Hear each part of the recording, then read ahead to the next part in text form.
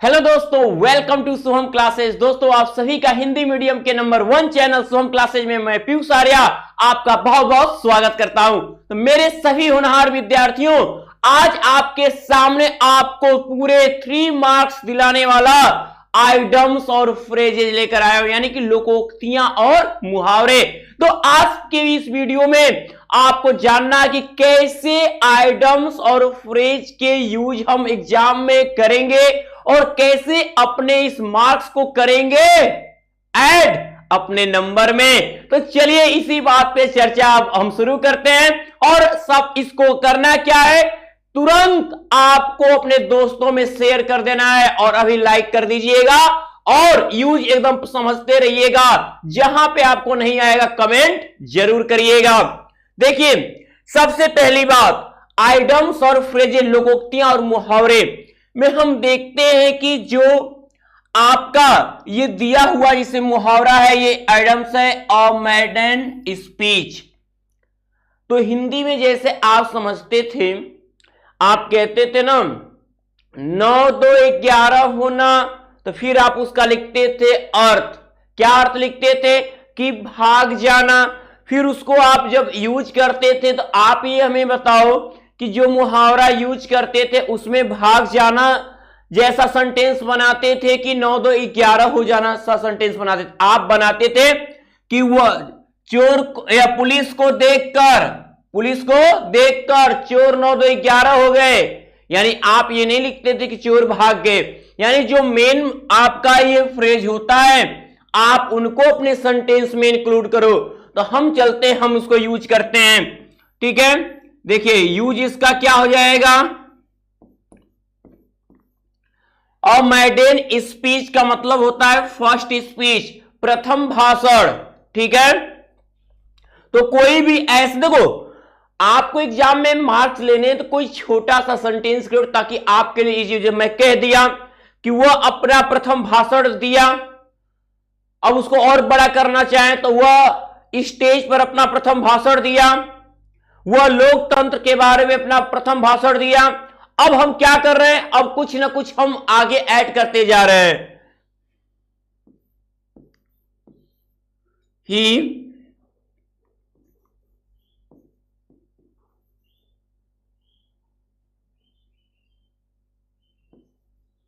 He gave a maiden speech on the stage. Okay, अब आपने क्या किया, जो ये मेन फ्रेज था, इस फ्रेज को अपने लैंग्वेज में क्या किया, प्रयोग कर दिया। अब आपका मार्क्स एकदम कंप्लीट हो गया बच्चा। यहां पे आपको थोड़ा भी कहीं सोचना ही नहीं है कि कहीं हमने गलती किया भी है। आप जितना सेंटेंस अच्छा क्रिएट करोगे, मार्क्स आपका मिलेगा। अब बड़ी सेंटेंस को क्रिएट करने में जब ग्रामेटिकल मिस्टेक हो जाएगा तो आप क्या कर सकते हो, नंबर कटने के चांस बनेंगे, तो उनसे हमको बचना भी है। तो मैंने कहा कि इसका पहले अर्थ क्या है, फर्स्ट स्पीच। अब इस इंग्लिश है तो इसका अर्थ इंग्लिश में ही हम समझेंगे, प्रथम भाषण। अब जैसे ये दिया हुआ है दूसरा कि a bed of roses. A bed of roses का मतलब होता है फूलों की सेज। इसका अगर अर्थ देखें तो फूलों की सेज होता है, लेकिन इसका सेंस इस मुहावरे कहने क्या चाहता है, उस मुहावरे का अर्थ क्या होता है, कंफर्टेबल प्लेस, यानी एक आरामदायक स्थान। ठीक है, तो आप जानते हो क्या, पीएम की कुर्सी कोई कंफर्टेबल प्लेस नहीं है। अरे जिम्मेदारियों का बोझ होता है। ठीक है, घर का मालिक बनना है, क्या है, और क्या है, अ बेड ऑफ रोजेज, यानी फूलों की सेज नहीं है। ठीक है, तो हम क्या कह सकते हैं, हम कह सकते हैं, इसको यूज कर सकते हैं,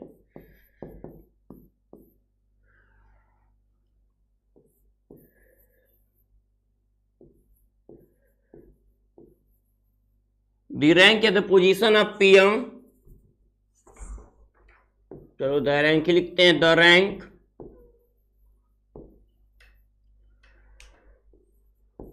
of a PM in Prime Minister is not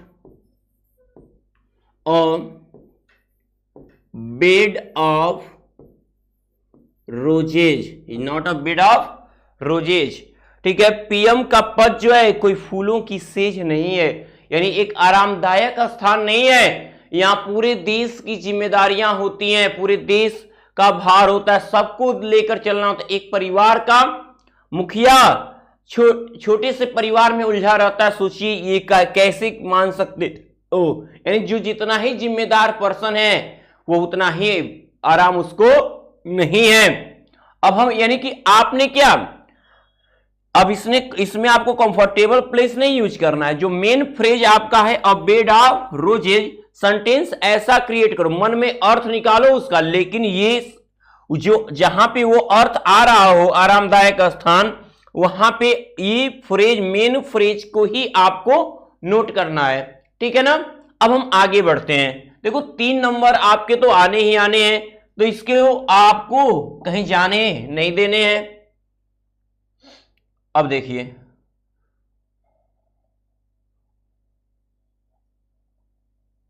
ये रहा आपका तीसरा, थर्ड है आपका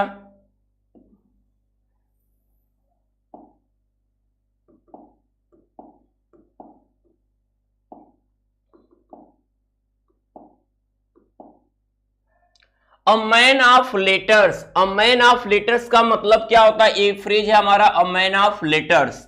ठीक है, अ मैन ऑफ लेटर्स का मतलब होता है विजडम, विजडम पर्सन, यानी बुद्धिमान व्यक्ति। तो कहो ना कि मेरे दादाजी बहुत बुद्धिमान व्यक्ति थे। ठीक है, मेरा दोस्त बहुत बुद्धिमान है, यानी कहने का अर्थ है जो भी सेंटेंस क्रिएट करो आप छोटा ही क्रिएट करो, लेकिन आप उसका ट्रांसलेशन आपका परफेक्ट हो, उसका जो ग्रामेटिकली मिस्टेक है वो आपसे न हो, ऐसा ही आपको अपने मन में रखना है। सेंटेंस वही क्रिएट करो जिसको आप एक सेंटेंस में जानते हो कि ये सही है। ठीक है, इतना आपको अपने सेंस को, ठीक है, कवर करना ही है। अ मैन ऑफ लेटर्स, तो मैंने कहा कि मेरे दादाजी, मैंने क्या कहा कि मेरे दादाजी क्या थे, ठीक है, बहुत बुद्धिमान व्यक्ति थे। तो हम कह सकते हैं कि माई grandfather, my grandfather is a man of letters, is man of letters. ठीक है, आई होप आप लोग इसको समझ रहे होगी कैसे मुहावरे का यूज किया जाता है। अब कैसे, देखिए अगर जो कभी कंपटीशन हम दे रहे होते हैं तो कंपटीशन में क्या होता है, उनका सेंस पूछता है कि अ मैन ऑफ लेटर्स का सेंस क्या होता है। हमने यहाँ विजडम पर्सन लिख दिया है, तो वहां स्कॉलर पर्सन हो सकता है, यानी बुद्धिमान व्यक्ति से ही रिलेटेड कोई सेंटेंस आपको दे सकता है। जरूरी नहीं है कि उसका अर्थ विजडम पर्सन ही लिखे। ठीक है, यानी बुद्धिमान व्यक्ति के जितने आपके स्पेलिंग मीनिंग बन सकते हैं उनमें से कोई एक दे देगा, यानी आपको बस सेंस मालूम रहना चाहिए, उससे मिलता जुलता जो वर्ड होगा वही आपका सही माना जाएगा। ओके, तो ये आपका मैंने अभी आपको यूज करना है, यूज करने के लिए आता है, तो आप विजडम पर्सन आपका नहीं लिखोगे, जो मेन फ्रेज है सेंटेंस में वही आना चाहिए। तो माई grandfather is a man of letters. Okay, अब हम बढ़ते हैं आगे। अगला है हमारा और रेड लेटर्स डे। और रेड लेटर्स डे का मतलब होता है क्या, important day, a great day. ठीक है, एक महान दिन, एक महत्वपूर्ण दिन। ठीक है, तो आप इसको अब अपने लैंग्वेज में आप कैसे यूज करोगे, कोई ऐसा सेंटेंस सोचो। ठीक है, इस सेंटेंस को आप खुद बताओ कि कोई आपके क्या, आपके नॉलेज में कोई ऐसा दिन है जो बहुत ही महान दिन, आप उसको काउंट कर सकते हो। तो उसी से रिलेटेड एक सेंटेंस आप क्रिएट कर दीजिए। अब ये मत कहना सर हमारा जन्मदिन ही बहुत महान दिन है। ठीक है ना, सबको अपने पैदा होने पे गर्व होता है, लेकिन उससे भी गर्व की बहुत सी बड़ी बड़ी चीजें हैं। ठीक है, अब वो क्या है, ऐसे सेंटेंस क्रिएट करो थोड़ा कुछ इंप्रेसिव सा भी लगे इसमें, बताओ।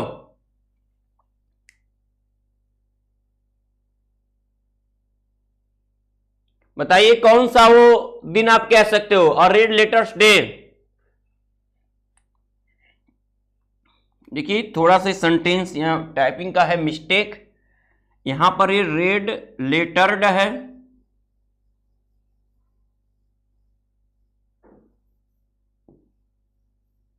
A day.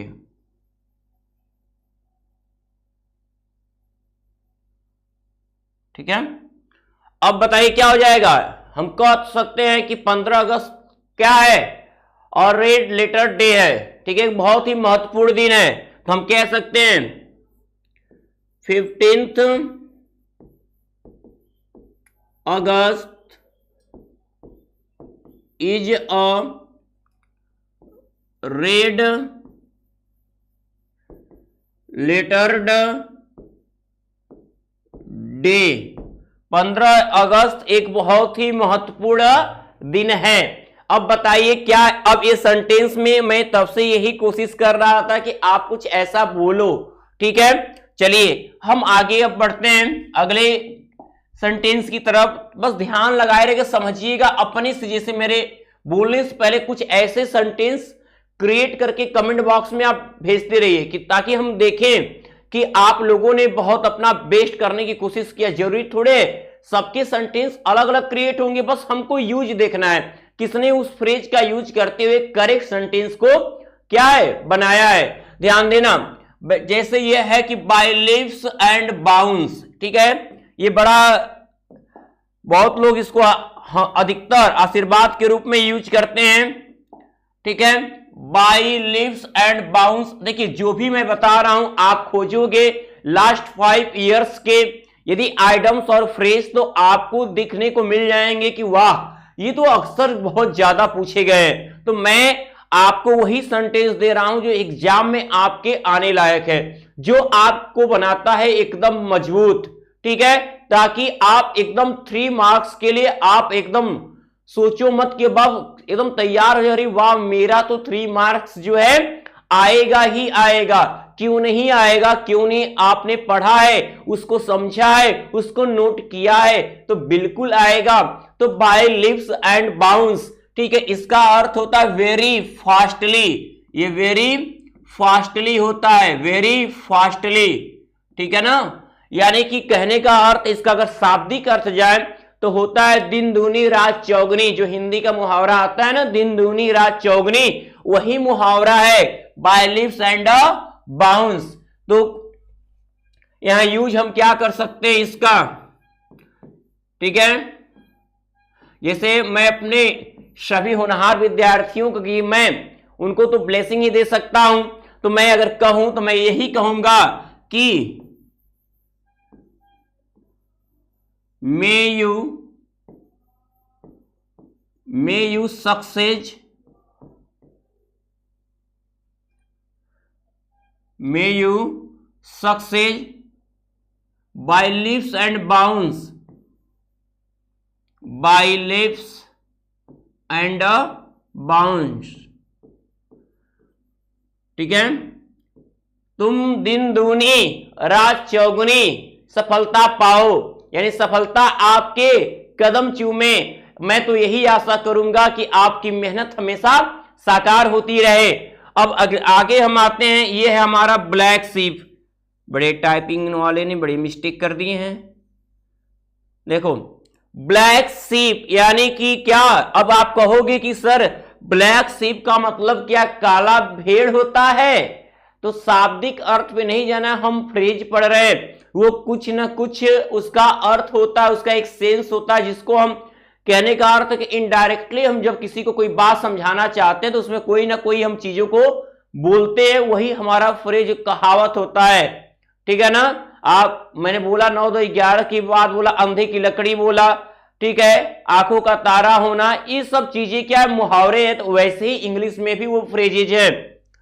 तो ब्लैक शिप का मतलब क्या होता है? यूजलेस फेलो, निकम्मा आदमी, निकम्मा आदमी। और आप जानते हो कि कोई ऐसा शायद ही फैमिली होगा जहां पे अगर 10 लोग अच्छे हैं तो एक जरूर बिगड़ैल होगा, एक जरूर, बहुत लोग पैसे बचाने वाले होंगे तो एक उड़ाने वाले भी होंगे, बहुत लोग अच्छे अच्छे गुणों के होंगे तो एक ही होगा जो उस खानदान के नाम को खराब करने पे लगा होगा। लेकिन मेरे प्यारे बच्चों, आप ऐसा मत करना, आप हमेशा अपने घर परिवार समाज अपने टीचर सबका अच्छा नाम करना। मैं आपसे यही आशा रखता हूं क्योंकि आप सबको मैं जानता हूं, आप बहुत अपने आप में बेस्ट हो। देखो ब्लैक शिप यूजलेस फेलो, तो कुछ मैंने कुछ की बात किया, कोई ना कोई एक जरूर मिल जाता है। अब कहीं ऐसा होता है जहां सभी लोग अच्छे मिल जाते हैं, कुछ अपवाद से होते हैं। तो हम कह सकते हैं कि प्रत्येक परिवार में निकम्मे होते हैं। तो every family has a black sheep, every family has a black sheep, हर परिवार में एक निकम्मे होते हैं। ठीक है, अब आगे बढ़ते हैं हम।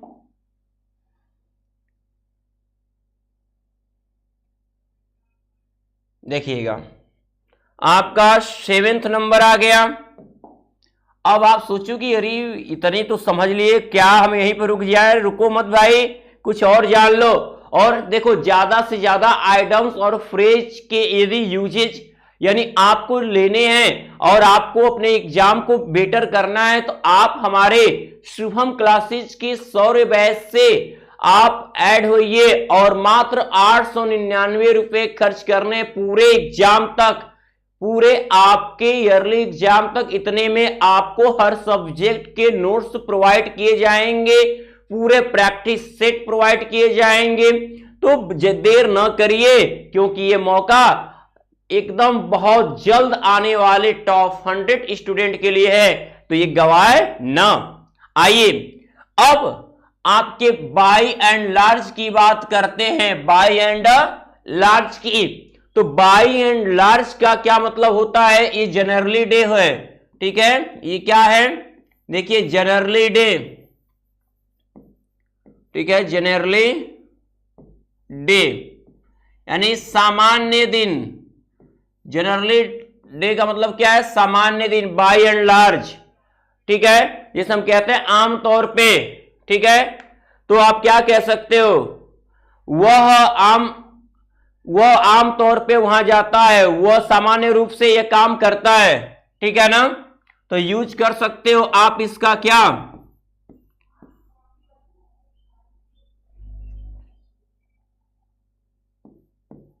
ही ऑलवेज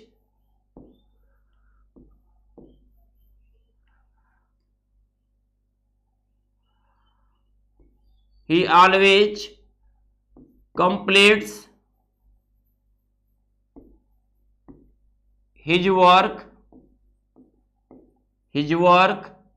by and large, लिखा है ना, तो by and large, और सामान्य रूप से अपने काम को हमेशा पूरा करता है सामान्य दिन से। ठीक है, अब हम आ गए आपका कहां पे? और रोलिंग स्टोन। और रोलिंग स्टोन का मतलब मत समझना कि पत्थर को धक्का दे देना, पत्थर को धक्का दे देना नहीं होगा। आपका इस शाब्दिक अर्थ पे नहीं जाना, मैं बार बार आपसे कह रहा हूं। अब इस क्या मतलब? अनफेथफुल पर्सन, विश्वासघाती लोग, ठीक है ना, तो हमें किसी और रोलिंग स्टोन पे भरोसा नहीं करना चाहिए। तो हम क्या लिखेंगे? हम इसका यूज कर दे, use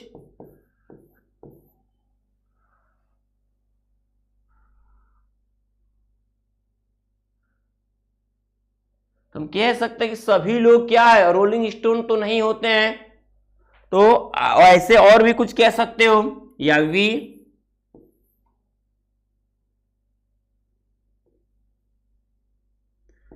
we should not believe, हमें भरोसा नहीं करना चाहिए, ठीक है, किस पर? On a rolling stone, on a rolling stone, ठीक है ना, हमें ऐसे व्यक्ति पर भरोसा, रोलिंग स्टोन पे भरोसा नहीं करना चाहिए। अब अगला आते हैं,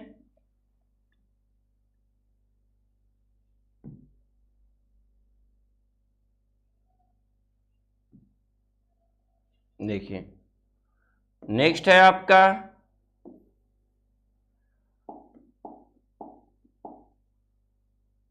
इन a nutshell, in a nutshell. अब इसको हम क्या कहेंगे, in a nutshell, in short, ठीक है ना।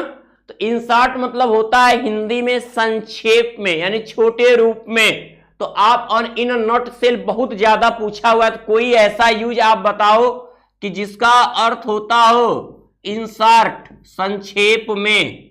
बताइए, जिसका अर्थ होता हो संक्षेप में। अब कहोगे कि मैं आपको यह बात बहुत संक्षेप में बता सकता हूं, मैं आपको यह बात बहुत संक्षेप में बताने वाला हूं। तो और भी तो कुछ ऐसे सेंटेंस हो सकते हैं जहां पे आप इन शॉर्ट यूज कर सकते हो। बताइए।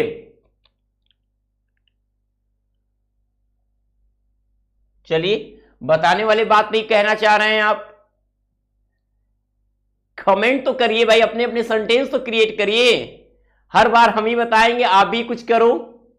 चलो तो लिख लो, ही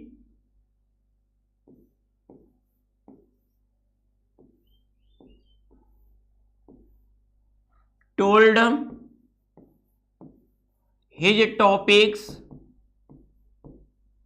he told his topics in a nutshell, in a nutshell। वह संक्षेप में अपनी बातों को क्या किया, बताया। वह संक्षेप में अपनी बातों को बताया।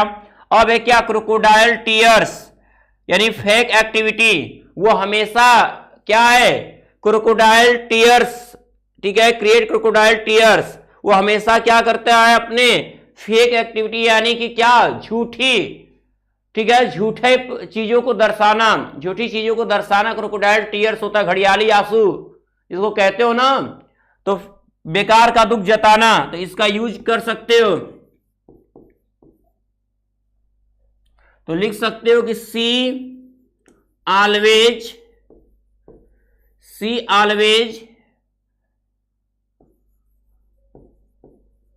shows crocodile, सी है, crocodile tears।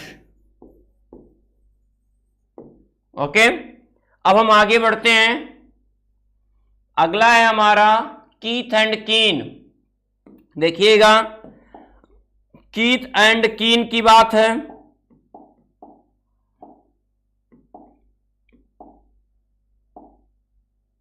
अब कीथ एंड कीन क्या होता है, कीथ एंड कीन की बात, इसका मतलब क्या है, रिलेटिव्स, यानी रिश्तेदार, सगे संबंधी, ठीक है, जो बस क्या होते हैं, स्वार्थ पे सभी लोग याद आ जाते हैं, बाकी तो लोग कहां याद आते हैं, ठीक है। कीथ एंड कीन, रिलेटिव, सगे संबंधी। तो क्या होना चाहिए, हमें यूज, देखो कहने को तो कह दे, हम अगर अच्छे, हमारा बना हुआ है हम अच्छे हैं तो सब लोग हैं, हम अच्छे नहीं हैं तो कोई भी रिलेटिव्स आपका नहीं है, कहने को बस है, ठीक है। तो आप क्या कह सकते हो, we should avoid, we should avoid our